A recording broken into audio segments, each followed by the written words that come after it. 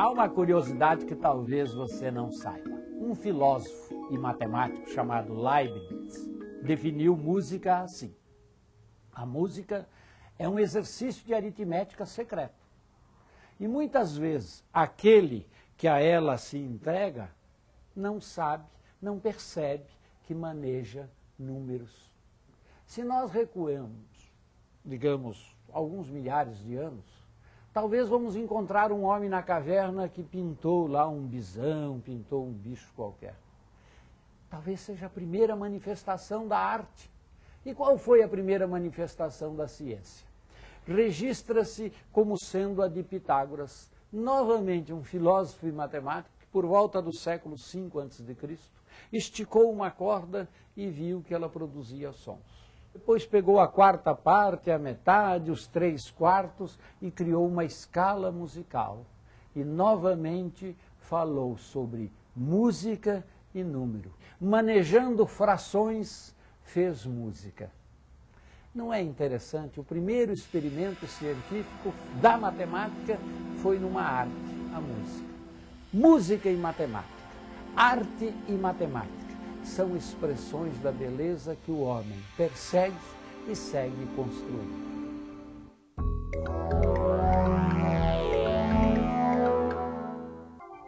A música é, sem dúvida nenhuma, a arte mais popular do planeta. Mas o que pouca gente sabe é que por trás de um chorinho ou de uma complexa sinfonia de Villa-Lobos, existem relações matemáticas muito simples que ajudam a formar, ao lado do talento dos homens, o edifício sonoro da nossa música.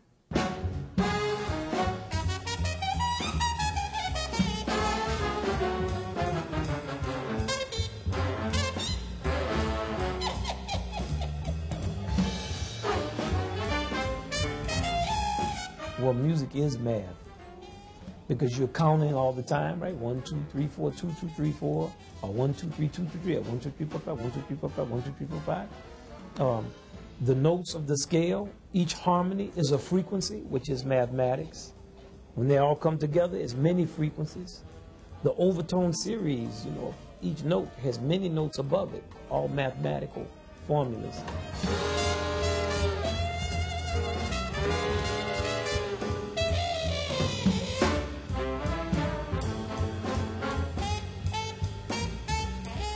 The spatial layout of music, like, is the music 32 bars or is it 400 bars? It's like geometry. Many different types of music. When you talk about a groove, like the samba groove, many different rhythms against one another. It's like math. Each rhythm represents a number and how the numbers interlock. So music is math.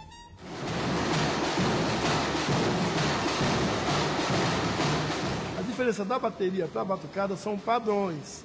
E conforme a execução desses padrões, você muda todo o conteúdo da bateria.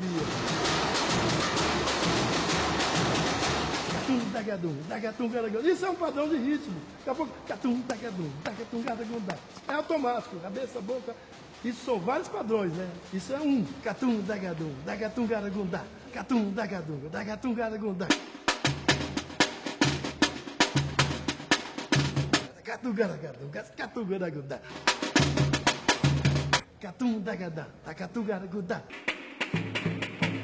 Batucada é infinita.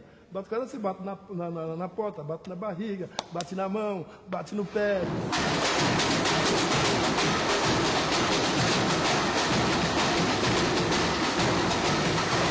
Uma boa dança, um bom conjunto acaba ajudando tudo, né? A função da bateria ela é essencial. Se não, é a mesma coisa que fazer um baile sem orquestra, né? Todo mundo surdo.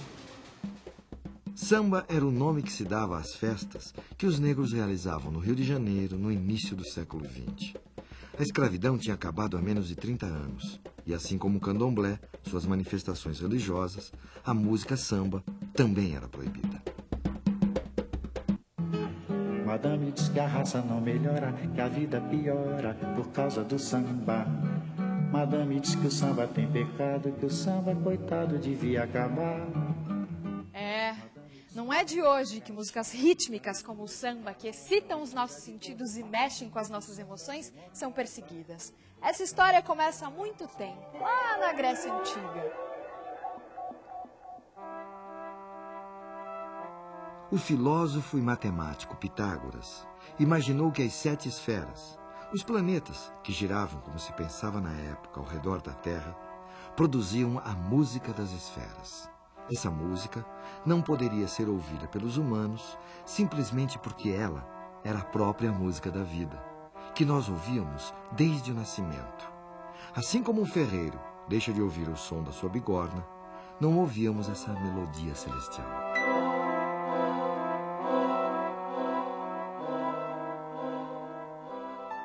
Um outro filósofo grego, Platão, tomou 2 séculos depois a música das esferas como modelo ideal do cosmos e também da vida em sociedade.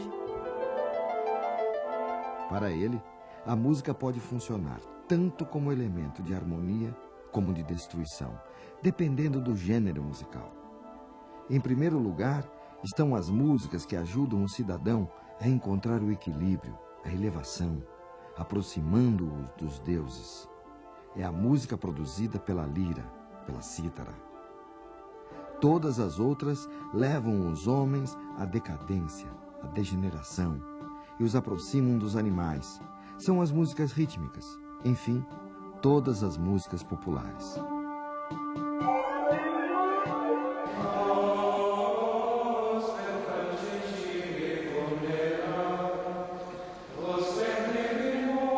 Em linhas gerais, a gente podia dizer que o canto gregoriano, ele é antes, acima de tudo, palavra cantada, né? E não qualquer palavra, palavra de Deus cantada.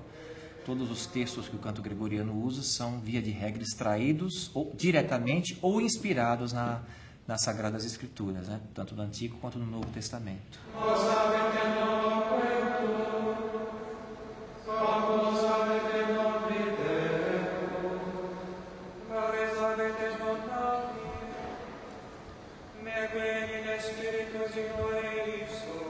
Você tem uma melodia única que é cantado igual por todas. Ela é cantada por todo mundo, né? Nós, por exemplo, nos nossos ofícios, nós cantamos a mesma coisa sempre, todos juntos, não é? E o ritmo do canto gregoriano, voltando à sua definição, que a palavra cantada é dada pela palavra, né? Nós podemos rezar de diversas maneiras, né? Podemos fazer orações mentais, né? Podemos ler as orações pura e simplesmente, ou podemos cantar essas orações, não é?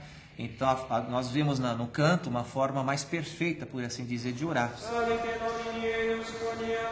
O canto gregoriano se esforçava em deixar de fora toda e qualquer possibilidade de ruído ou combinação desagradável aos ouvidos, buscando assim uma suprema harmonia que, pouco a pouco, as vozes dos monges encontravam através do uníssono.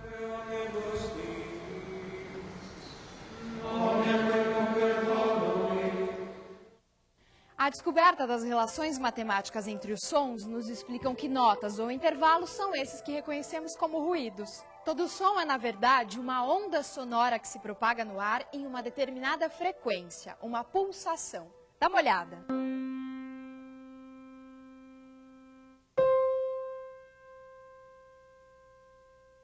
O som produzido pelos nossos passos são uma frequência.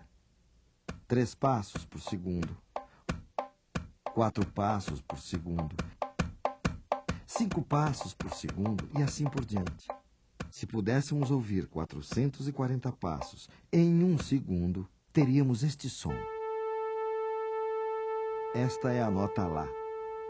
Essa frequência é de 440 Hz, que significa 440 pulsos em 1 segundo. Todas as outras notas musicais são também frequências. Quando tocamos 2 desses sons juntos, estamos, na verdade, combinando frequências distintas. Neste caso, temos 2 notas Dó, uma mais grave e outra mais aguda. Vamos reduzir as frequências igualmente de maneira que possamos ouvir as pulsações como passos. Para cada passo deste Dó, 2 passos deste outro. Portanto, uma mesma nota, mais grave e mais aguda, tem uma relação matemática de 1 para 2. Se combinarmos o Dó com um Sol, teremos isso. Para cada 2 passos do Dó, 3 do Sol. A combinação de um Dó com um Fá gera a fração de 3 para 4. Esses são os intervalos mais agradáveis ao ouvido humano. São formados por frações simples. 1 para 2, 2 para 3, 3 para 4. Agora, veja só esta combinação. Um Fá com um Si. Uma grande confusão, não é mesmo? Um intervalo de 32 para 45. Elas começam juntas e só vão se encontrar depois de 32 passos do Fá e 45 do Si. Vejam vocês que por trás dessas combinações menos ou mais agradáveis aos ouvidos, existem frações numéricas justamente mais ou menos complexas. E essas frações complexas é que foram evitadas nos cantos gregorianos. E ainda fez com que a igreja, na Idade Média, proibisse a sua execução. E elas ficaram conhecidas como diábolos em música, o diabo na música, ou apenas trítono. Trítono, o diábolos em música, é na verdade a combinação de 2 sons que tenham entre eles 3 tons inteiros. Num piano fica fácil de ver. Entre uma tecla preta e uma branca, temos meio tom. Se pegarmos um Fá, por exemplo, meio, 1, 1,5, 2, 2,5, 3. Entre um Fá e um Si, temos um trítono. Para entender isso melhor, teremos que dar um novo passeio pelo mundo grego e conhecer um pouco mais o trabalho do filósofo e matemático Pitágoras. Mas isso no próximo bloco.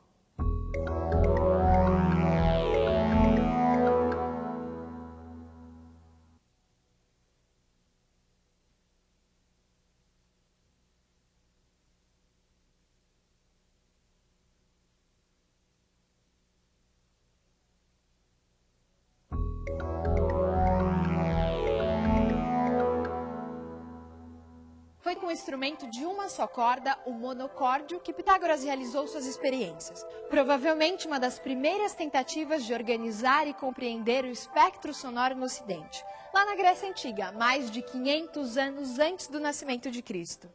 Pitágoras percebeu que o som produzido por uma corda esticada e pela sua metade eram reconhecidos pelos nossos ouvidos como sendo o mesmo som, mais grave e mais agudo. É como se ele fosse produzido por um homem. Ou por uma mulher ou criança. Mas ao fazermos vibrar uma terça parte dessa corda, um novo som aparecia.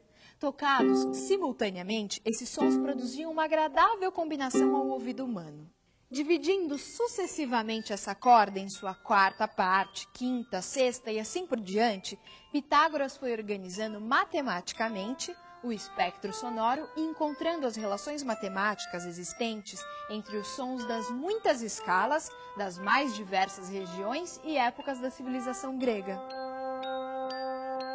Muito provavelmente foi partindo de um raciocínio semelhante que nasceram as escalas musicais em outras culturas. Se o som produzido por uma corda e o som produzido por essa corda, reduzida a uma terça parte, produzem uma combinação agradável, o que aconteceria se, repetindo o mesmo raciocínio, também dividíssemos esta corda que produz esse novo som em 3? Um novo som surgirá, que combina perfeitamente com esse segundo e também com o primeiro. E foi provavelmente assim que há muitos séculos atrás, algum músico chinês, colecionando sons a partir das sucessivas divisões do som original, começou a criar uma escala musical, até que ele se deparasse com o 6º som produzido por essas sucessivas divisões.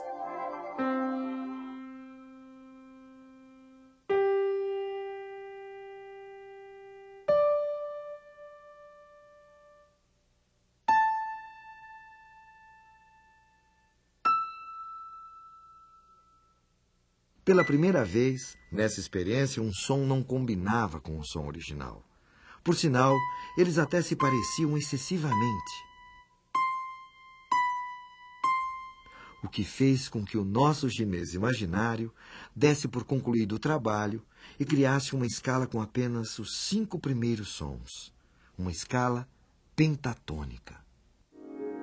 Nessa escala, todos os sons combinam entre si. Para experimentar isso, qualquer um de nós pode se sentar à frente de um piano e tocar somente as teclas pretas, que formam uma dessas escalas pentatônicas.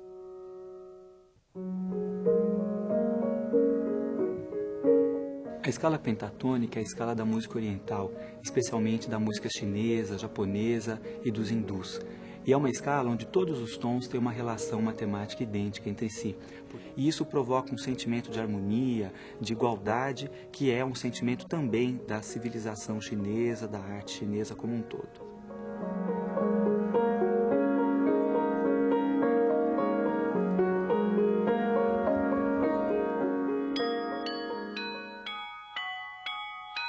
Aquele sexto som encontrado pelo nosso chinês também traz uma relação matemática complexa com o som original, de 15 por 16.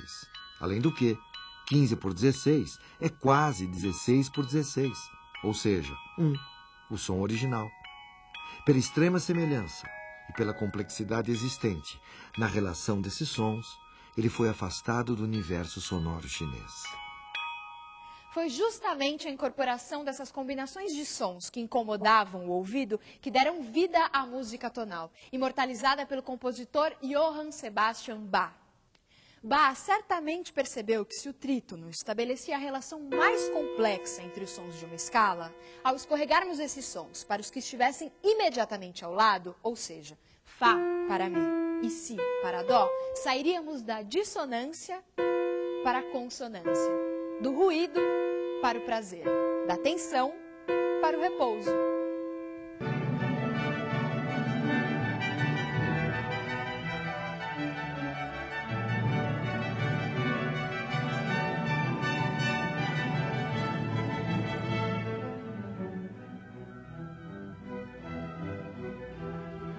Bach, na prática, procurou unificar todos os conhecimentos que ele obteve a partir dos compositores franceses, italianos e dos alemães, gerando uma espécie de sistema lógico de composição.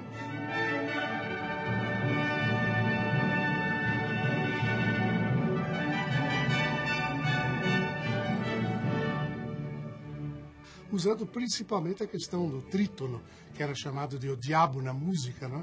Porque ele gerava instabilidade no discurso musical, incentivava as emoções profundas, o que os religiosos da época principalmente abominavam. E ele trabalhava com o trítono para gerar instabilidade musical, portanto tensão musical, e com as melodias para gerar a parte estática da música, a parte contemplativa.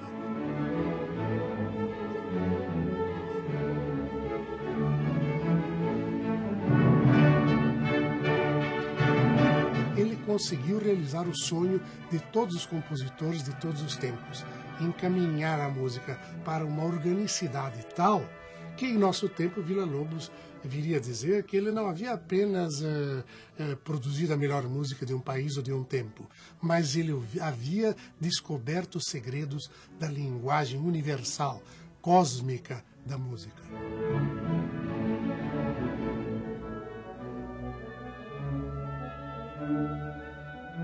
Meu caro amigo, eu sempre tenho prazer, quando eu faço uma coisa, eu tenho prazer.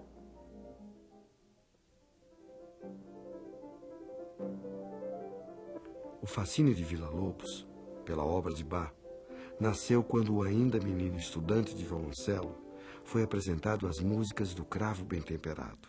Anos mais tarde, Villa compõe as suas Baquianas Brasileiras, que teve a obra de Bach ao mesmo tempo como fonte de inspiração e alvo de homenagem.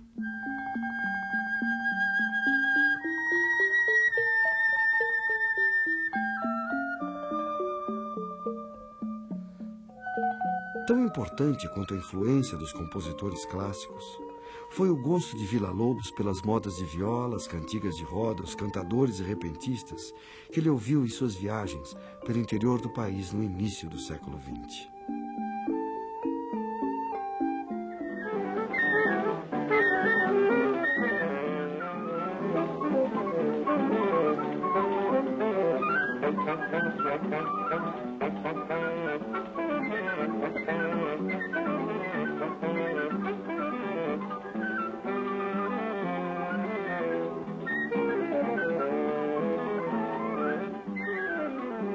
Villa-Lobos se inspirou também na música praticada nas ruas e praças do Rio de Janeiro, compostas e executadas pelos chorões, músicos populares que tocavam nos bares ou em festas da cidade. Tal interesse o levou a estudar violão escondido de seus pais, que não aprovavam sua aproximação com os autores daquele gênero, considerado marginal.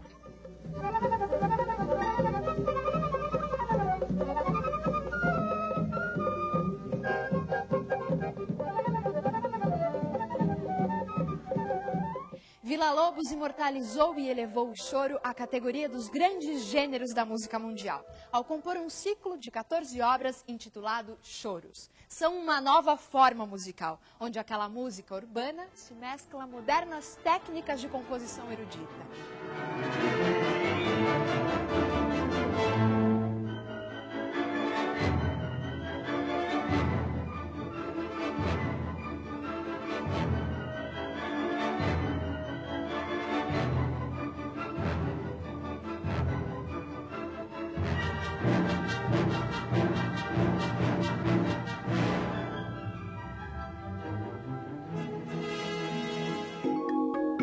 Não sei se você sabia, para Pitágoras, a beleza está associada à simplicidade da representação matemática. Por exemplo, o cubo era para Pitágoras a expressão a 3 dimensões mais bonita que ele podia conceber. Já no plano, o círculo e a sua harmonia era o que havia de mais belo. Ele gostou tanto dessa sua ideia que chegou a dizer: tudo é número. Isto é, ele queria dizer que todas as relações possíveis podiam ser expressas por uma relação matemática. E quanto mais simples fosse essa relação, mais bela seria esta expressão.